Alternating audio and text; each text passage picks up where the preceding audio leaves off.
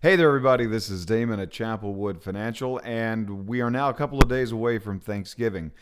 So, I wanted to share this short little video with you. I have been asked by many of my clients and just a lot of people that I know, people that know I love to cook. I'm the one that prepares the Thanksgiving dinner in my family. And the one thing that I'm really well known for is how delicious my Thanksgiving turkey is. Delicious and juicy. And how do I get it that juicy? It's because of my brining process. I brine my turkey. So I want to share with you the perfect brining technique. This is what you should do if you want to make sure that that white meat, that breast meat, is just as juicy and tender as the dark meat. So here's what we do. So a couple of days before Thanksgiving, I actually prepare my brine. Now my brine is composed of a gallon of vegetable stock. So, you just get 4 of those 32-ounce things of vegetable stock. You can buy them at the grocery store. I put those into a nice big Dutch oven. And I'm going to combine that with 1 cup of sugar, brown sugar is what I use, 1 cup of salt, and then I also include some spices and aromatics. I'll include some peppercorns in there, some whole allspice berries, some cloves. You can put candied ginger, crystallized ginger. I use that. You can put pretty much anything in there that you think is going to impart a lot of flavor, and usually some spices. Put all that in there, and you bring that all to a boil. All right, mix it all together. Once you've done that, you let it cool. Set it off to the side. Now, I usually make my brine 24 hours before I want to use it. So on Tuesday of the week of Thanksgiving, that's when I cook my brine. I set it aside, and once it's cooled to room temperature, keep it in the stock pot, cover it with some foil, put the lid on it, and stick it in the refrigerator overnight.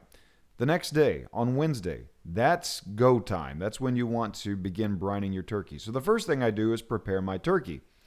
It's, of course, thawed, and hopefully you've been thawing your turkey by this time. The first thing you want to do is clean it out. You open up the package. You want to take out all the giblets. I set aside the giblets because I make my own gravy as well, and I boil the heart and the neck and the various giblets. I don't boil the liver. I just throw that away. But the other giblets I use to make gravy. But the turkey itself, I clean it thoroughly.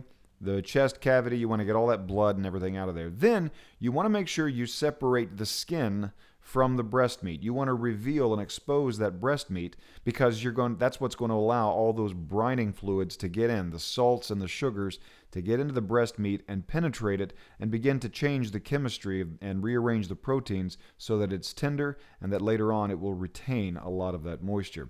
Then you want to prepare the brine. So go get the brine that you prepared the night before, set it aside. Now I use a 5-gallon bucket that you can get from Lowe's or Home Depot to do this.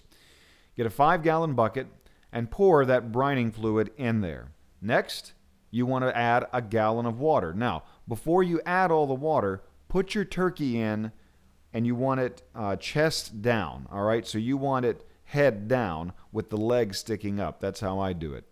Because if you put the water in first, then you put the turkey in, the turkey's going to displace all that water and you might have too much in there. So put the turkey in there and then fill in with water almost to the top. Ice cold water almost to the top. And then cover the rest of that with ice. You want to really ice this thing down. So you're going to have a gallon of the brining fluid, a gallon or roughly of water, and then some ice. And you're going to have the turkey fully submerged, head down, inside that brining fluid. Give it a good stir, and then cover it. Now, you can stick it outside if it's cold, or I'll just usually stick it in my garage. You want to make sure it stays cold throughout the night. And I brine that baby for at least 24 hours before I'm ready to cook it.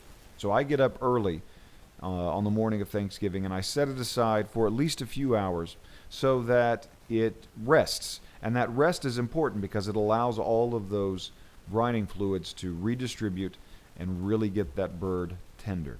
Then, of course, it's time for baking, and at that point, you can just follow whatever your baking schedule is. So that's the process for cooking the brine and brining the turkey. Happy Thanksgiving. Spend time with family, friends, and we hope that you have a blessed holiday.